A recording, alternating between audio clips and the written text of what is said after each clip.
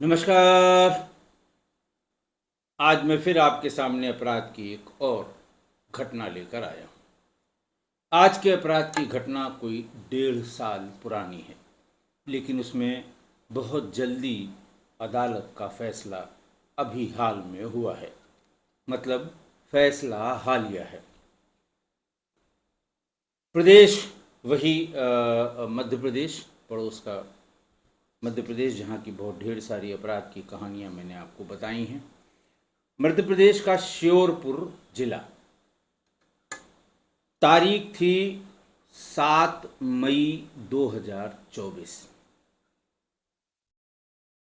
कुछ रिश्तेदार और परिचित थाने पर पहुंचे, थाना कोतवाली पर, और उन्होंने बताया कि उनकी चाची, जिनका नाम उषा देवी था, उम्र करीब 67-68 साल, वो 2 दिन से घर से लापता हैं। और उनका बेटा दीपक पचौरी कभी कहता है कि वो मंदिर गई हैं, कभी कहता है कि वो बाहर गई हैं, लेकिन सही सही उनके बारे में कोई जानकारी नहीं बता रहा। पुलिस ने कहा ठीक है, आप ढूंढिए, हम लोग कल आएंगे। 7 तारीख को लोग थाने पर जाकर ये बात बताते हैं। 8 को पुलिस उस घर में पहुंच जाती है। उषा देवी जिनके गायब होने की बात बताई गई थी, उनका बेटा दीपक पचौरी घर पर मौजूद था।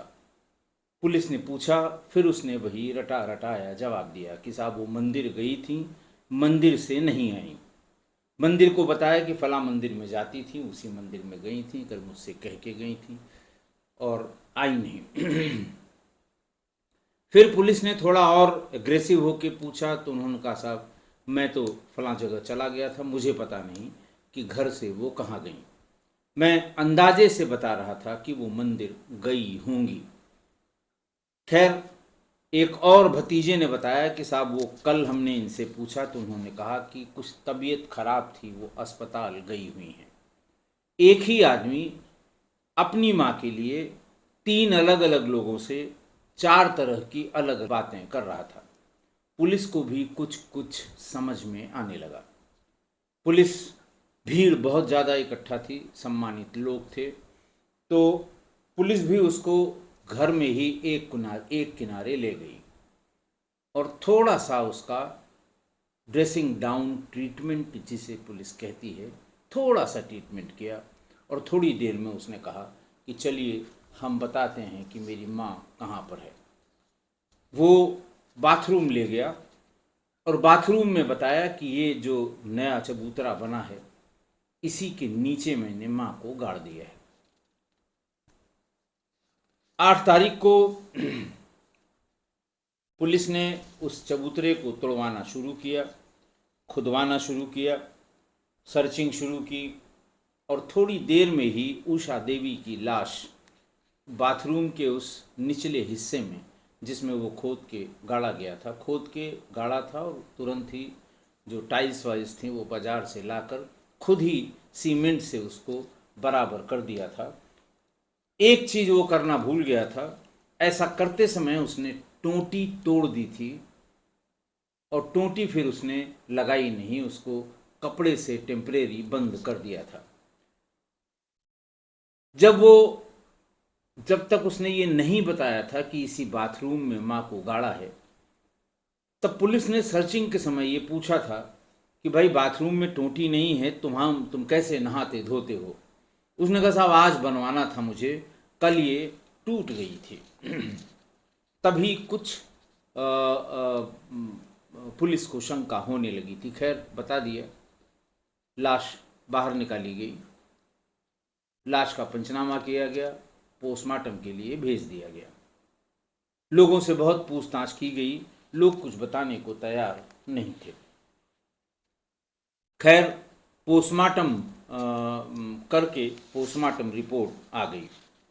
पोस्टमार्टम रिपोर्ट में जो चोटें थीं वो उसका बहुत बड़ी विभत्स तरीके से उसकी हत्या किए जाने की तरफ इशारा कर रही थीं। पोस्टमार्टम करने वाले डॉक्टर ने कहा कि उनकी पोस्टमार्टम रिपोर्ट में लिखा कि चोट लगने से उषा देवी की मृत्यु हुई है और जिस लोहे के सरिये से उसे मारा गया था वो बाद में पुलिस ने बरामद भी कर लिया। चोटों के बारे में बताया गया कि शव का मुंह खुला हुआ था। डॉक्टर के बयान जो अदालत में हुए, डॉक्टर ने डिटेल में सब बातें बताई कि डॉक्टर संजय मंगल थे। उन्होंने 6 पन्ने की रिपोर्ट, उनका जो बयान हुआ उसमें भी उन्होंने बताया कि कौन कौन सी चोटों की वजह से इनका बुजुर्ग का क्या क्या हाल हुआ था। दाएं हाथ की कलाई की हड्डी टूटी थी, सिर में घाव था, घाव से सिर में हड्डी दिखाई दे रही थी, नाक की हड्डी टूटी हुई थी, दाई आंख की पलक के नीचे नीलगू निशान था, दाई आंख के बगल में फटा हुआ घाव था, दाएं कान का छिला हुआ घाव था, जबड़े के दाईं ओर छिला हुआ घाव था और सिर के दाईं ओर भी बहुत फटा हुआ और खुला हुआ घाव था जिनमें से हड्डी दिख रही थी। इतना होने के बाद उसे दीपक पचौरी को उसे पुलिस ने हिरासत में ले लिया। परिवार वालों ने जो गुमशुदगी लिखाई थी उस गुमशुदगी को हत्या की धाराओं में बदल दिया गया। उसकी गिरफ्तारी हो गई। पुलिस के सामने ये सबसे बड़ा चैलेंज था कि मारते हुए किसी ने नहीं देखा, गाड़ते हुए किसी ने नहीं देखा, हत्या लेकिन हुई थी और घर में उस समय उनका लड़का मौजूद था। अब इसको ट्रायल लायक बनाना और फिर उसे ट्रायल में सक्सेसफुली कंक्लूड कराना, ये बड़ी भारी चुनौती पुलिस के सामने भी थी और प्रोसिक्यूशन के सामने भी थी। पुलिस ने उसको एक एक करके जो सीक्वेंस ऑफ इवेंट को जोड़ा, क्योंकि इसमें कोई भी आई विटनेस नहीं था, सारे सरकमस्टांशियल एविडेंस थे और ऐसे में ये साबित करना कि इसी लड़के ने अपने माँ की हत्या की है थोड़ा मुश्किल था। तो आज जिस तरह से ये पुलिस ने इसकी विवेचना की जैसी करनी चाहिए थी, पूरी प्रोफेशनल कॉम्पिटेंस दिखाते हुए श्योरपुर की पुलिस ने विवेचना की और उसका ट्रायल शुरू कराया। देखिए, इसमें कुल 5 पॉइंट थे।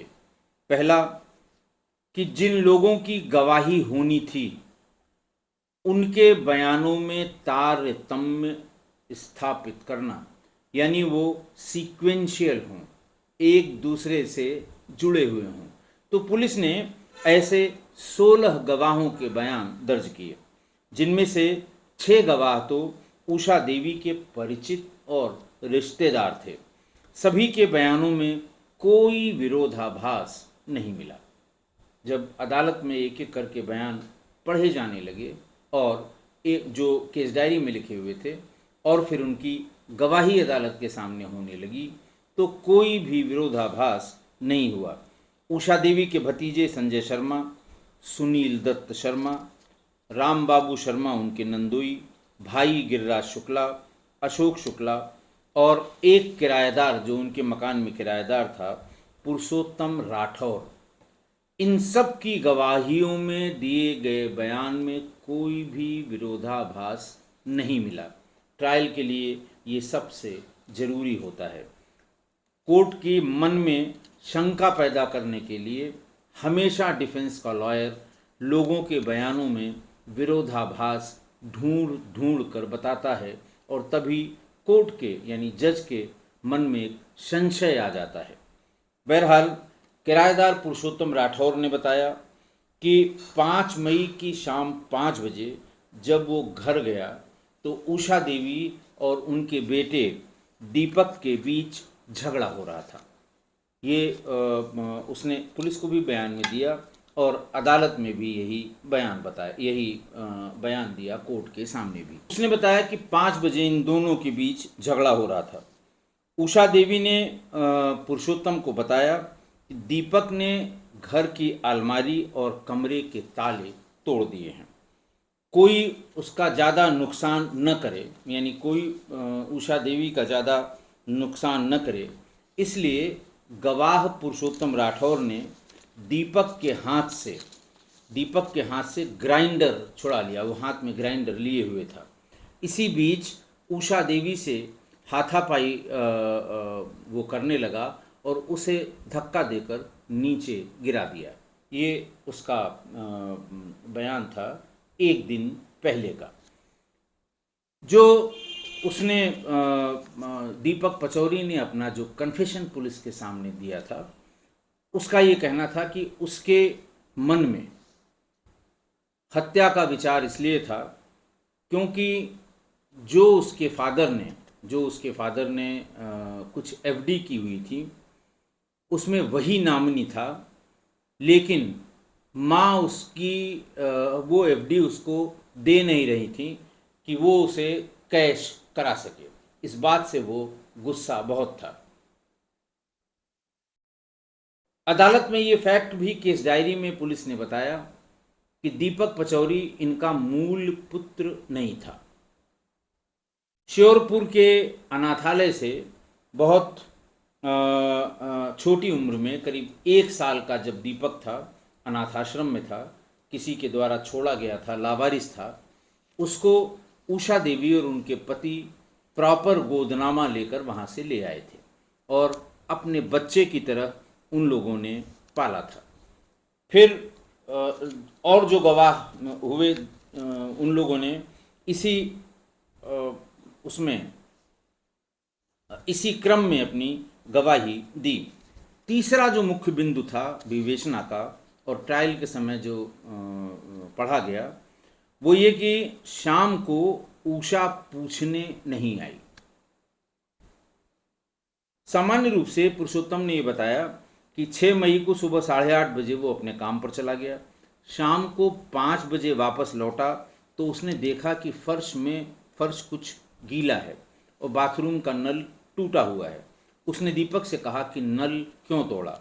उसने कहा कि नल से पानी गिर रहा था, गुस्से में तोड़ दिया।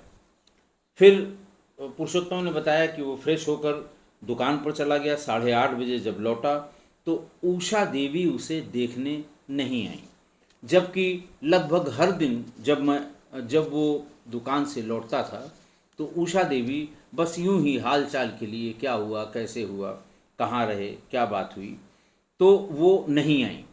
ये थोड़ा सा अटपटा लगा क्योंकि 2 दिन से उसे भी हल्की फुल्की शंका हो रही थी।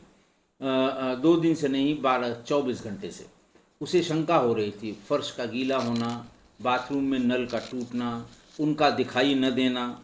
तो उसने ये पूछा दीपक से कि आज अम्मा जी नहीं आई हैं, न दिखाई दे रही हैं। तो दीपक ने बताया कि वो अस्पताल गया था मम्मी को लेकर। पुरुषोत्तम ने उससे कहा कि अच्छा पर्चा दिखाओ कि उनको कौन सी बीमारी थी।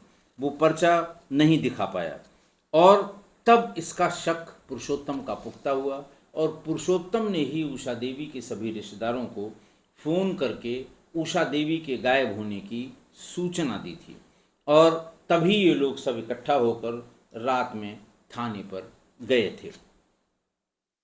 फिर जो पुलिस के गवाह थे उसमें जिन्होंने पकड़ा था, जिन्होंने उससे पूछताछ की थी, जिसको उसने ये बताया था कि चलिए हम आपको दिखा रहे हैं, पहले उसने क्या क्या बयान दिए थे, ये सब पुलिस ने केस डायरी में लिखा कि पहले उसने ये बताया, फिर ये बताया, फिर ये बताया। फिर उससे कड़ाई से पूछताछ की गई।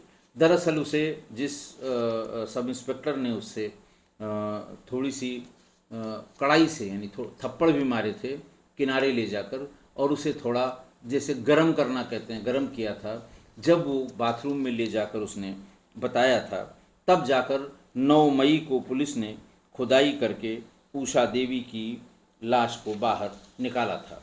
और सबसे ज़्यादा काम किया पोस्टमार्टम रिपोर्ट ने, कि पोस्टमार्टम रिपोर्ट से ही हत्या का होना साबित हुआ।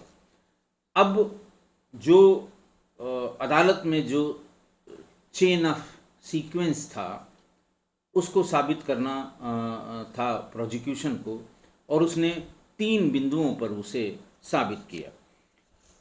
जो डिफेंस का लॉयर था उसने कहा कि साहब ये जो पुलिस की कहानी गढ़ी हुई है, जो उसका कन्फेशन था उसको बार बार प्रोसिक्यूशन पढ़ के सुनाता था कि पहले से मन बना रखा था, पहले सीढ़ी से धक्का दिया, धक्का देने पर जब वो गिर पड़ी, बेहोश सी हो गई, फिर उसको रॉड से उसके सिर पर हमला किया, फिर उसके बाद उसी की साड़ी से फंदा बनाकर उसके गले को बुरी तरह से दबा दिया और तब उसके प्राण निकल गए। उसके बाद उसे बाथरूम में खोद कर उसमें गाड़ दिया।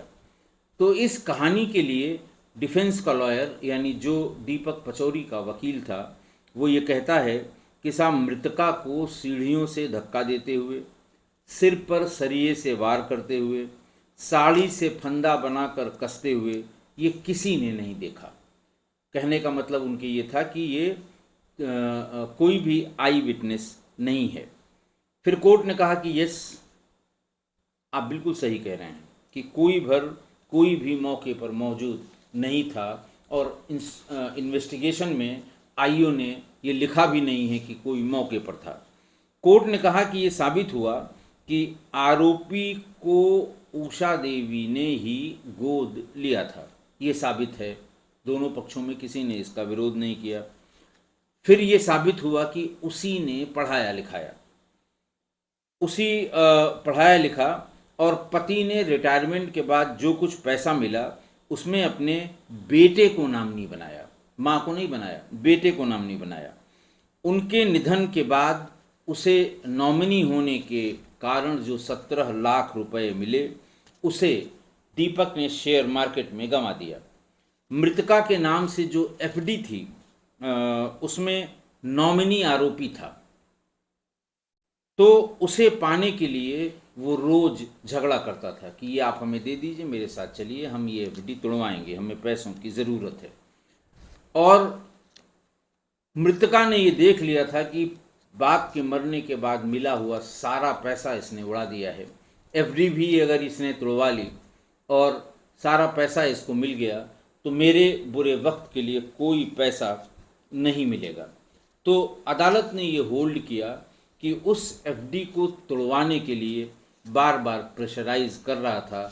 हत्या का एक कारण ये भी है। कोर्ट ने अपने फैसले में लिखा बाद में कि मृतका घर पर अकेली थी और उसका बेटा भी मौके पर मौजूद था। गवाहों के बयान से ये साबित हो गया। किराएदार पुरुषोत्तम राठौर ने उस दिन, जिस दिन उसकी हत्या हुई है, आरोपी को घर पर देखा था, घर पर देखने का आई विटनेस है। फिर उन्होंने एक फैसले का, सुप्रीम कोर्ट के फैसले का जिक्र किया, श्यामलाल घोष बनाम स्टेट ऑफ वेस्ट बंगाल। उसमें ये कहा गया है कि अंतिम बार देखे जाने की स्थिति यदि अभियोजन की तरफ से साबित कर दी जाती है तो आरोपी को खुद साबित करना होता है कि मृतका के साथ या डिसीज के साथ क्या हुआ। लास्ट सीन कहते हैं कि उसको अंतिम बार कब देखा गया। और अगर प्रोसिक्यूशन ये साबित कर दे कि अंतिम बार, पर इसके पहले भी मैं आपको बता चुका हूँ, मध्य प्रदेश की ही एक घटना में जिसमें वो लड़का और प्रेमी दोनों एक साथ जाने को अवॉइड कर रहे थे और वो दोनों अलग अलग रास्तों से गए, लेकिन अंत में पहुंचने पर जिस सीसीटीवी में दोनों एक साथ देखे गए वही लास्ट सीन, अंतिम बार देखे जाने का प्रमाण मिला और उसी पर फिर आगे दंड उसको मिला था। तो अंतिम बार देखे जाने के बाद उसी व्यक्ति को ये साबित करना होता है कि जो उसके ऊपर आरोप हैं उसमें दरअसल क्या हुआ था। यदि आरोपी इस संबंध में स्थिति साफ करने में नाकाम होता है तब आरोपी के खिलाफ दोषी होने का अनुमान निकाला जाना गलत नहीं होगा। यही कोर्ट ने होल्ड किया। दूसरा, कोर्ट ने गवाहों के बयान पर यह आधार बनाया कि जब दोनों ही घर में थे, मृतका घर में अकेली थी, तो बार बार ये बहाना बनाना कि वो मंदिर गई थी, ये इसका कोई स्पष्टीकरण आरोपी ने नहीं दिया है। केस डायरीज में इसका कोई स्पष्टीकरण नहीं है, अदालत में भी इसका कोई स्पष्टीकरण दीपक पचौरी ने नहीं दिया है। तीसरा और सबसे अहम जो फैसले में टेक्निकल बात कोर्ट ने बताई, वो ये बताया कि जिस बाथरूम में उषा देवी का शव बरामद हुआ वो आरोपी और उसके मां के आधिपत्य में थी, यानी तीसरे किसी भी व्यक्ति का वहां कोई दखल नहीं था। और उसी में एक की लाश मिली तो दूसरा मौजूद रहा होगा या उसी ने ऐसा किया होगा, ये मानने के लिए अदालत मजबूर है। इसके सिवा अदालत के पास दूसरा विकल्प नहीं है। आरोपी के पास से जो जेवर मिले वो उसकी मां के थे, ये रिश्तेदारों ने अपने बयान में भी बताया और उसे अदालत में पहचाना भी गया। कोर्ट ने यह भी कहा कि उस समय ऐसी कोई परिस्थितियां भी नहीं बनी थीं कि आरोपी ने जिसकी वजह से आरोपी अपनी मां का कत्ल करता, यानी पैसे और जेवर पाने के लिए सोची समझी साजिश थी, दूसरी कोई परिस्थिति नहीं थी। दीपक पचौरी ने को ग्वालियर के अनाथालय से श्योरपुर स्थित अपने घर में लाने के बाद पचौरी दंपत ने उन्हें खूब पढ़ाया लिखाया। 2018 में 12वीं क्लास में उसने 94% अंक हासिल किए। इसके बाद वो यूपीएससी यानी आईएएस की तैयारी के लिए दिल्ली चला गया और जिस दिन उसने अपनी मां की हत्या की उससे ठीक एक दिन पहले 5 मई 2024 को ही वो दिल्ली से श्योरपुर वापस लौटा था। लास्ट में ऑपरेटिव पोर्शन में डिस्ट्रिक्ट जज ने कहा, डिस्ट्रिक्ट एंड सेशंस जज श्योरपुर एलडी सोलंकी ने, उसने ये कहा कि आरोपी जानता था कि वह मां का नॉमिनी है, उसकी मौत के बाद उसकी सारी दौलत उसी की होगी, पैसों और गहनों के लिए उसने मां की जान ले ली, आरोपी दया का पात्र नहीं है। एमडी सोलंकी साहब ने दीपक को दोषी करार देते हुए हिंदू धर्म ग्रंथ रामचरितमानस, सिख धर्म ग्रंथ गुरु ग्रंथ साहिब, ईसाई धर्म की पवित्र किताब बाइबिल और मुस्लिम धर्म की पवित्र किताब कुरान से माँ बाप के परवरिश के संबंध में उद्धरण भी अपने इस अदालती फैसले में दिए कि सब में लिखा गया है कि बुढ़ापे तक माँ बाप की सेवा करनी चाहिए। सारे धर्म ग्रंथों ने यही उपदेश दिया है, बच्चे का कर्तव्य बताया है, बेटे का कर्तव्य बताया है कि माँ और बाप जब आसक्त हो जाएं, जब बुजुर्ग हो जाएं, जब उन्हें मदद की ज़रूरत हो, तब बच्चे को ही उनकी सेवा करनी चाहिए। जिस बेटे पर माता पिता की रक्षा का दायित्व है वो रक्षक ही भक्षक बन गया। और अदालत ये कहती है कि अगर हमने यानी न्यायालय ने नरम रुख अपनाया तो कोई निसंतान माता पिता किसी अनाथ को कभी गोद नहीं लेंगे, समाज में इसका बहुत असर पड़ेगा। इसलिए दीपक पचौरी को मरते दम तक फांसी पर लटकाए जाने की सज़ा सुनाई गई और ये पूरा विचारण अपराध से और फांसी की सज़ा होने तक लगभग 1.5 साल में अदालत ने पूरा कर लिया। आज की घटना देखिए, किसी बच्चे को गोद लेकर उसका लालन पालन करना या उसको पालना बहुत ही संवेदनशील विषय है, बहुत संवेदनशील विषय है। ये आसान नहीं है। जिन्हें इसका अंदाज़ा नहीं है उन्हें कुछ भी पता नहीं है। समाजशास्त्रियों और मनोवैज्ञानिकों ने इस पर बहुत शोध किए हैं, बड़े बड़े रिसर्च पेपर हैं इस पर, और इन सभी में माता पिता और बच्चे दोनों के मन में, दोनों के बीच में जो अंतर्द्वंद है वो सारा जीवन चलता है, ऐसा इन समाजशास्त्रियों और मनोविज्ञान विशेषज्ञों का कहना है। उनका ये कहना है कि जैसे बच्चा जब बहुत छोटा होता है, जैसे साल भर से छोटा हो या साल से 1.5 साल के बीच में हो, तो उसकी किलकारियाँ, उसका हंसना, रोना, चिल्लाना वो माँ को वात्सल्य का सुख देता है, मातृ वात्सल्य का सुख देता है। और पिता पत्नी के सुख में आनंदित होता है कि उसकी पत्नी को ये कष्ट था कि उसके बच्चे नहीं हैं, और इस बच्चे की किलकारी में, इस बच्चे के खेलने कूदने में उसे जो आनंद आ रहा है, उसी में पति भी सुख की अनुभूति करता है। और बच्चे का माँ से लिपट जाना या पिता से लिपट जाना, रोना, और माँ का ही उसके दैनिक क्रिया को शीघ्र अटेंड कर लेना, माँ की ममता या माँ के वात्सल्य को कभी किसी भी भाषा में उसको आप जिसे कह सकते हैं कि उसको आप भाषा में उसको नहीं बांध सकते, उसका चित्रण कोई नहीं कर सकता। तो वो केवल अनुभूति होती है जो माँ या पिता, और ख़ासकर माँ, उसका अनुभव करती है। और माँ को ऐसा लगने लगता है साल 1.5 साल में, जब वो बच्चा एकदम इनोसेंट होता है, कहते हैं भगवान का रूप होता है, कि उसका जो उसके पास जो प्यार का असीमित भंडार है वो भी कभी कभी कम पड़ने लगता है ऐसे बच्चों पर, जब माँ बाप उनकी अटखेलियाँ देखते हैं, उनका रोना देखते हैं, उनका हंसना देखते हैं। लेकिन जैसे जैसे बच्चा बड़ा होता है, ज़्यादा शैतानियाँ करता है, माँ बाप की बात कभी कभी नहीं मानता है, और कभी कभी उसका कहना नहीं करता है, तो माँ बाप विचार करने लगते हैं कि अगर ये हमारा बच्चा होता तो ऐसा न करता। हालांकि बहुत सामान्य सी बात है, उनका अपना बच्चा होता तो भी यही करता, लेकिन उनके मन में घंटियां बजने लगती हैं कि पता नहीं किसका खून है, पता नहीं किसकी औलाद है, हमारी वाली होती अगर तो वो ऐसा नहीं करती। अच्छा, यही बात बच्चे के मन में आने लगता है। वो जब उसे पता लगता है, बड़ा होता है, स्कूल में जाता है, कभी टीचर टोक देती है, कभी साथ के बच्चे टोक देते हैं, घर आकर पूछता है कि एडॉप्टेड क्या होता है, गोद लेना क्या होता है।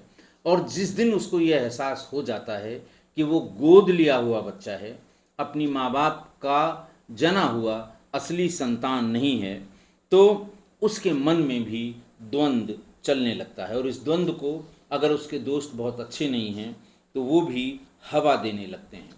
कभी कभी कुछ चीज़ों के सामान्य रूप से बच्चे जैसे आइसक्रीम की जिद करने लगे, लेकिन माँ बाप कहते हैं कि सर्दी का दिन है, आइसक्रीम हम नहीं दिलाएंगे, तुम्हें जुकाम हो जाएगी। लेकिन जब उसको पता है कि वो गोद लिया हुआ है, उसके मन में ये होता है कि अगर मैं इनका असली बेटा होता या ये हमारे असली माँ बाप होते, ये हमें कभी मना नहीं करते। एक जैसे वो कहते हैं ना कि एक अनजानी सी बात उसके मन में घर करने लगती। तो जैसा मैं बता रहा था कि अगर परिस्थितियां बिल्कुल सामान्य हैं, यानी माँ बाप भी मूल माँ बाप ही हैं और बच्चा तो फिर मूल होगा ही, यानी बच्चा माँ बाप की ही पैदाइश हो, तो न बच्चे की सारी डिमांड्स या सारी उसकी मांग पूरी होती है, और न माँ बाप की सारी अपेक्षाएं जो बच्चों से हैं वो पूरी होती हैं। दोनों नहीं होता, सामान्य उसमें भी। लेकिन अगर गोद लिया हुआ है या किसी के यहाँ वो पल पोस के बड़ा हो रहा है, तभी ये अंतर्द्वंद चलता है। और अगर मूल माँ बाप और उनके बच्चे हैं, उनके बीच में ये अंतर्द्वंद नहीं होगा। और जहाँ पर परिस्थितियाँ ऐसा कोई अंतर्द्वंद नहीं होने देती कि न तो बच्चे के मन में कोई इस तरह की बात आती है, ना माँ बाप के मन में कोई इस तरह की बात आती है, वो शुरू में ही बच्चे को ये बता देते हैं कि तुम अडॉप्टेड हो, हम तुम्हें अपने बच्चों की तरह पालेंगे, आप तुम्हें बड़ा करेंगे, पढ़ाएंगे, तुम्हारी जो भी जेन्युइन डिमांड है वो सब पूरी होंगी। और बच्चा भी मानसिक रूप से ये जानता है कि हमारे मूल माँ बाप नहीं हैं, लेकिन ये उनसे ज़्यादा हमारा करते हैं। उनको एहसास नहीं होता बच्चे को कि हमारे मूल माँ बाप नहीं हैं, और माँ बाप को भी ये एहसास नहीं होता कि हमारा गोद लिया हुआ बच्चा है। ये ऐसे परिवारों ने बड़ी बड़ी बुलंदियां छुई हैं। बहुत बहुत ढेर सारे उदाहरण आप भी जानते हैं जहां बच्चा गोद लिया हो और उसके बाद उसने माँ बाप का व्यापार संभाला हो, माँ बाप की विरासत संभाली हो, माँ बाप के नाम को रोशन किया हो। कोई ये जानने की कोशिश भी नहीं करेगा कि ये इनके मूल माँ बाप हैं या ये बच्चा गोद लिया हुआ है। इस आज की घटना के जो पात्र हैं उसमें भी इंटरमीडिएट में बच्चे के 94% आए। न तो बच्चे में कोई अंतर्द्वंद था, न माँ बाप में अंतर्द्वंद था, और बाप को अपने इस बच्चे पर पूरा भरोसा था, इसीलिए उसने हर जगह उसको नॉमिनी भी बनाया। समस्या शुरू हुई पिता के मरने के बाद, कि पिता के मरते ही दोनों तरफ के अंतर्द्वंद जो छिपे हुए थे, जो दबे हुए थे, जिनको कभी मौका नहीं मिला ऊपर आने का, दोनों के अंतर्द्वंद सतह पर आ गए। और फिर इतनी नफरत दोनों के बीच में एक दूसरे के प्रति हो गई कि बेटे ने माँ की हत्या कर दी। गोद लिए हुए बच्चों से कभी मत छिपाइए, कभी मत छिपाइए कि वो गोद लिए हुए हैं, एडॉप्टेड हैं, उनको एडॉप्ट किया गया है। कभी मत छिपाइए उनसे।